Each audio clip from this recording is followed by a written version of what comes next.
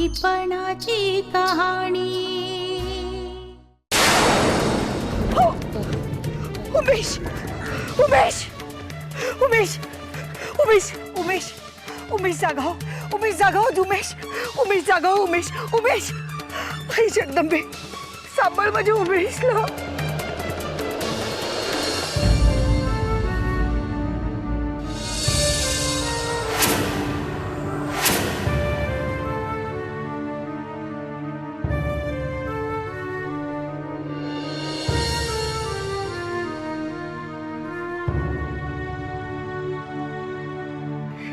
नाही आहे, तुझ्या प्रयत्नांचा काही उपयोग होणार नाही। अगं तू कठोरपणाचं नाटक केलंस ना तरी तू मूर्तिमंत वात्सल्य आहेस ग। हा कठोरपणा कोरडेपणा नाही जमणार तुला। आणि तू माझी आई नसतीस तर मी पडलोय, मला लागलंय म्हटल्यावर अशी धावत नसती आलीस। आई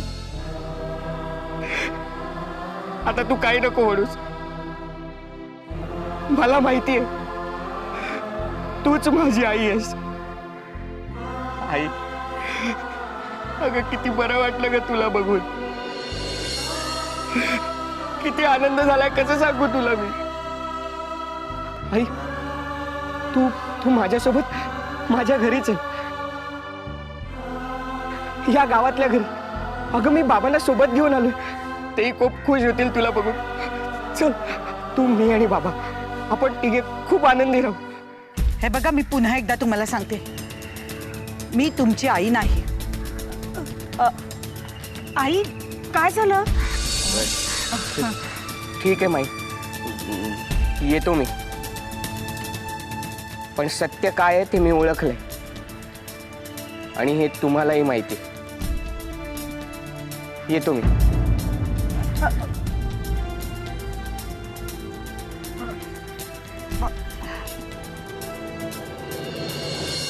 आता दुसरं म्हणूया कुठलं तरी।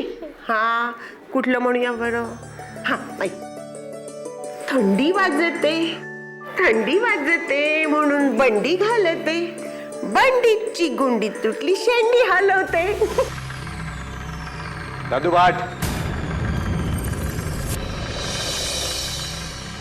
कोणा तुम्ही? काय हवंय मला? त्याच्या आईला आम्हाला काय पाहिजे तुला चांगलं डाव आहे। हा तू का तिथे आहे तयार नाही, वर जाऊन तोंड उचकटतोय। हा नाही ते काय म्हणतात ना ते शहाण्याला शब्दाचा तसं आहे ते। उचल पोरीला उचल। माझ्या पोरीला घेऊन जायचं नाही, नाही माझ्या पोरीला हात लावायचा नाही। काय करताय तुम्ही? काय करताय? मी तुमचा जीव घेईन, माझ्या भक्तीला सोडा। परत वर जाऊन तक्रार करतोय रे। मी परत तक्रार केलेली नाही, कारण तशी संधी आणि वेळ मिळालीच नाही। पण मिळाली ना तर जरूर करीन। आणि बरं झालं तुम्ही इथेच भेटलात, नाहीतर तुमच्या घरी येऊन मी तुम्हाला सांगणार होतो मी तुमचं काम करू शकत नाही।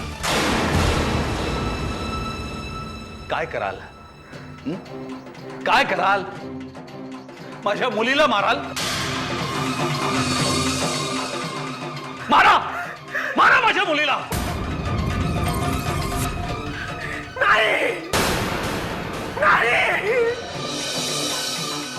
आई दमानं घ्यायला पाहिजे, जास्त ताणलं तर तुटायचं।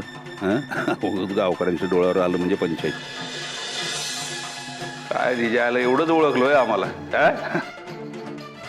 कसे लहान पोरांना कधी दाटावं लागतं ना हो का, तेव्हा धाकात राहते यार। तसंच मोठ्यांचं बी आहे म्हणून म्हणलं, बाकी काय नाही। सोड रे तिला।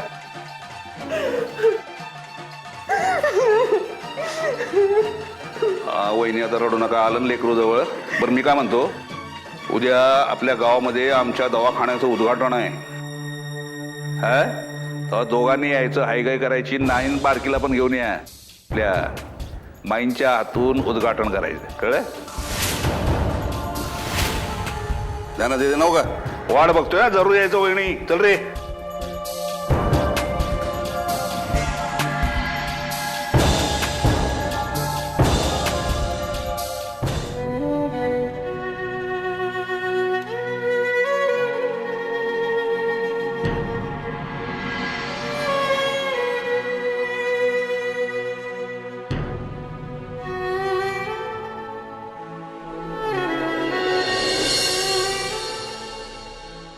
आई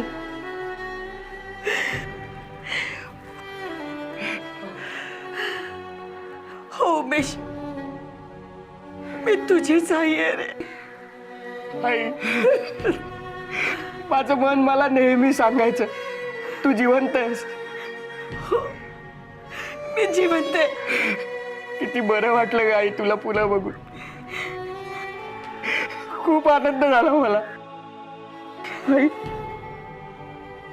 काय झालं, कसं घडलं, तू मुंबईला परत का आली नाहीस, मी तुला काही विचारणार नाही. तू इतक्या दिवसांनी मला परत भेटलीस हेच माझ्यासाठी पुरेसं आहे. माझं मायेचं छत्र मला परत मिळालं. उमेश, आई जगदंबेच्या कृपेने आपण पुन्हा भेटलो. पण उमेश, आपलं हे नाते ना, हे एवढ्यात उघड नाही करता येणार आपल्याला. हे कसे आहेत रे? अगं त्यांची तब्येत आता खूप छान आहे. त्यांना थोडं थोडं आठवायलाही लागलंय. खरंच? हो. आई जगदंबेच्या कृपेने सगळं काही ठीक होईल रे. सगळं ठीक होईल.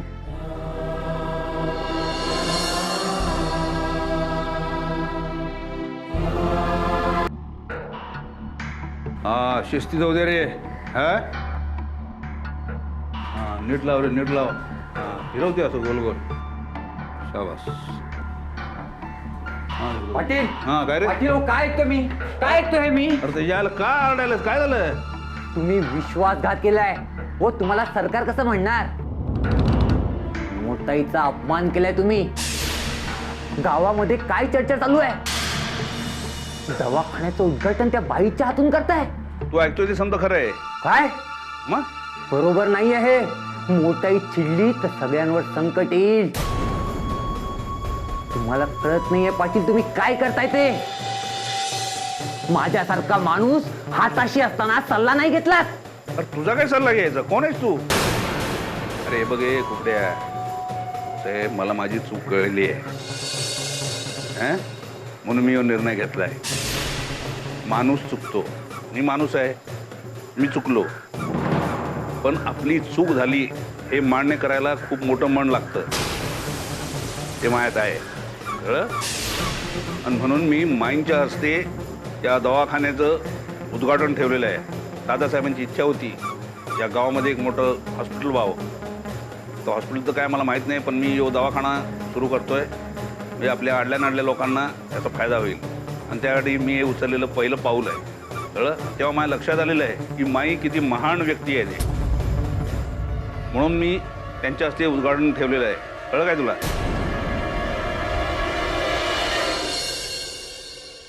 आई काही कळतच नाहीये. जयसिंग म्हणे गावामध्ये दवाखाना सुरू करणार. हो ग, मी पण ऐकलं. पण हे वारं या दिशेने का व्हायला लागलं हेच कळत नाहीये. माई देवासारख्या भेटलात नाही. तुम्हाला बघितलं आणि धावत तिकडं आलो. माई माई माझी चूक झाली. तुम्हाला ओळखण्यात मला लय टाइम लागला. मला माफ करा माई. एक डाव या लेकराला माफ करा माई. माई तुमच्या माझ्या जो काय कडवटपणा आहे, जे काय गैरसमज आहे ते समजे दूर करा आणि या लेकराला माफ करा. माई मी तुम्हाला सांगतो, मी आपल्या गावकऱ्यांसाठी आपल्या गावात एक दवाखाना उघडायचं ठरवले. दवाखाना आणि त्या दवाखान्याचं उद्घाटन तुमच्या हस्ते व्हावं अशी माझी तुम्हाला कळकळीची विनंती आहे. तुम्ही नाही म्हणाल असं होणारच नाही, मला पूर्ण गॅरंटी आहे. अरे हे नुसतं तोंड काय बघत राहिलं तुम्ही? महिना इंती करायची माझ्या वतीनं. माई तुम्ही उद्घाटनाला या अशी माझी तुम्हाला विनंती आहे. माई मी गावाच्या भल्यासाठी करतोय. तुम्ही नाही म्हणणार नाही याची मला खात्री आहे. माई हो, मी येईन. हस माई, मी धन्य झालो. परमेश्वरा मी तुझा लय लय आभारी आहे. माई तुम्ही हो म्हणलात, मला किती आनंद झालाय, किती सांगू तुम्हाला. काय मला सुधारणा झालंय माई. माई आता आपल्या गावात कुणी बी आजारी पडणार नाही. कुणाला बी अडी अडचणीला तालुक्याच्या गावी जायला लागणार नाही.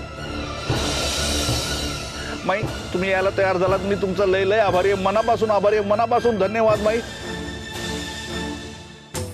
सविता, तुम्ही पण यायचं उद्घाटनाला. खास माझ्याकडनं आग्रहाचं निमंत्रण आहे. मी वाट बघतोय, येणार ना? बरं नाही येऊ. चल रे.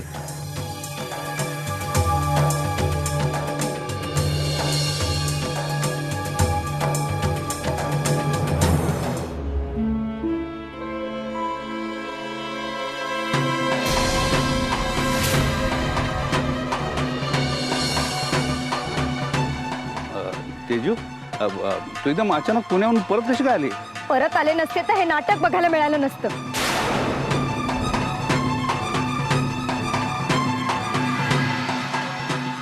अगं तेजू, अरे तुम्ही बाकीच्यांना अवतान द्यायला द्या की मी जातो इकडं. तेजू,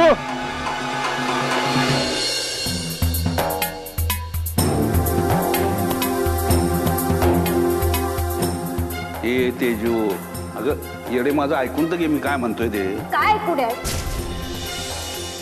डॅड, तुम्ही मला फसवलंय. तुम्ही मला वचन दिलं म्हणून मी पुण्याला परत गेले. डॅड, तुमची काळजी वाटत होती. त्या माईच्या विरोधात तुम्हाला सपोर्टची गरज होती म्हणून मी परत आले. ते काय हे बघायला? डॅड, छबाईनं गावाला दलदलीत लोटलं. तिच्या हस्ते दवाखान्याचं उद्घाटन आणि तुम्ही तिची आरती ओवाळत होतात. अगं बाई, लहान आहेस तू अजून. अगं माणसांना जोडण्यासाठी करायला लागते. आणि ती माई आहे ना, ती गावकऱ्यांच्यात लई फेमस आहे. तेव्हा एकदम आपल्याला वैर घेऊन चालणार नाही. आपण जर वैर घेतलं काय होणार? गावकरी आपल्याला दूर लोटणार. तसं नाही करायचं. आधी आपण त्यांच्यात सामील व्हायचं. गावकऱ्यांचा विश्वास संपादन करायचा आणि मग हळूहळू हिची समधी कारस्थानं गावकऱ्यांसमोर आणायची. आलं ध्यानात? म्हणून म्हणतो तू लहान आहे अजून. बघ तुला परत येतो की नाही ते. डॅड, हे मला पटतच नाहीये. तुला सांगितलं नव्हतं का? अजून बऱ्याच गोष्टी शिकायच्या आहेत तुला. जा, कापड बदलून तयार हो, आपल्याला उद्घाटनाला जायचं. हा,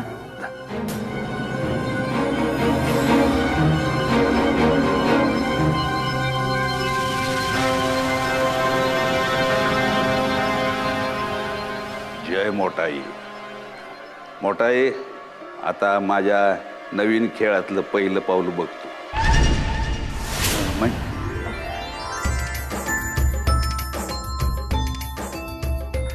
टाळे टाळे. धन्यवाद माई, मनपूर्वक धन्यवाद. माझ्या गावकरी बंधू भगिनींनो, आज मला किती आनंद झालाय तुम्हाला कल्पना नाही येणार.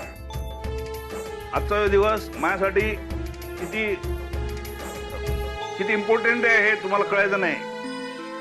फक्त माझ्यासाठीच नाही, तुमच्यासाठी मी हा दिवस तसाच आहे. कारण दादासाहेबांचं सपान पूर्ण झालेलं आहे. आमच्या दादासाहेबांचं सपान होतं की आपल्या गावामध्ये एक मोठं आलिशान हॉस्पिटल व्हावं. आता हे सरकार कधी करणार ते तर काय आपण सांगू शकत नाही. पण एवढं मोठं हॉस्पिटल व्हायच्या आधी मी असा विचार केला, दादासाहेबांचं स्वप्न साकार करण्याचं पहिलं पाऊल म्हणून मी छोटा दवाखाना इकडे आपल्या गावात सुरू केलेला आहे. कुणाला अडीअडचणीला काय दवापाणी लागली तर त्याची समजी सोय इकडं केलेली आहे. आणि त्याचं हे पहिलं पाऊल आहे. तसं मी गावात अनेक सुधारणा करण्याचं ठरवलेलं आहे. पण मी तुम्हाला आता एक वचन देतो की आमच्या दादासाहेबांचं जे सपान होतं की आपलं गाव समृद्ध व्हायला पाहिजे, तर त्या समृद्धीसाठी मी आता यापुढं माईंच्या आशीर्वादानं लक्ष देणार आहे. हे मी आता इथं जाहीर करतो. जय हिंद.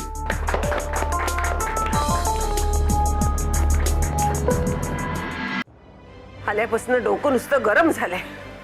ते ढोंगी जयसिंगाचा बुरखा टरा टरा फाडावासा वाटतोय. गोड काय बोलत होता, मानभावीपणा काय करत होता, त्या ताईंशी झुकून झुकून काय बोलत होता.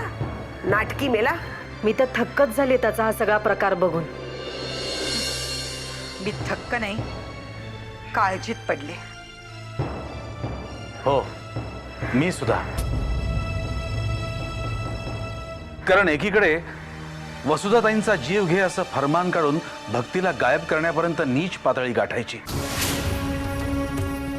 आणि दुसरीकडे हे असं गोड बोलायचं, मान द्यायचा. नाही, मला हे खूप धोकादायक वाटतंय. काहीतरी जबरदस्त चाल आहे त्याची. इतक्या सहजासहजी बदलणारा तर तो नाहीच आहे. आत्ता तर तुम्ही सप्तशृंगी मातेच्या दर्शनाला गेला होता तेव्हा तुम्हाला धमकावून गेला. पण मी म्हणते हे सगळं नाटक करण्याची गरजच काय, कारणच काय आहे? हे सगळं लोकांच्या डोळ्यात धूळफेक करण्यासाठी आहे. त्याला आता काही करून लोक आपल्या मुठीत राहायला हवे. त्याचा दहशतीचा मार्ग आपण असल्यामुळे काहीसा खुंटलाच आहे. त्यामुळे आता लोकांच्या नजरेत मोठं होण्यासाठी त्यांनी हा मार्ग अवलंबायचा ठरवलेला दिसतोय. पण हे सगळं धोकादायक आहे. तो कसा काय? हे बघ, तो अवतर अंडार लोकांचं भलं करतोय याचा, पण प्रत्यक्षात मात्र तो लोकांच्या भल्यासाठी काहीही करणार नाही. पण लक्षात घ्या, लोक तोपर्यंत भुललेले असतील. भलताच डॅम्बिस माणूस आहे तो. माणूस कसला अधमच आहे. मला तर त्याचा जीव घ्यावासा वाटतो.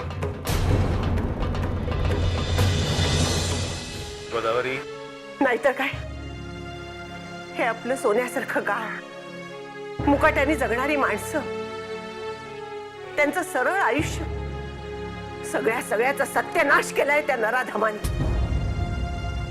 ते बिचारा दिगंबरचे तर प्राण घेतले त्यांनी. ताईंमुळे सविताचा जीव तरी वाचला, पण आयुष्यभराचं दुःख पदरात घेऊन जगतीये बिचारी. दुःख पचवून लढतीये,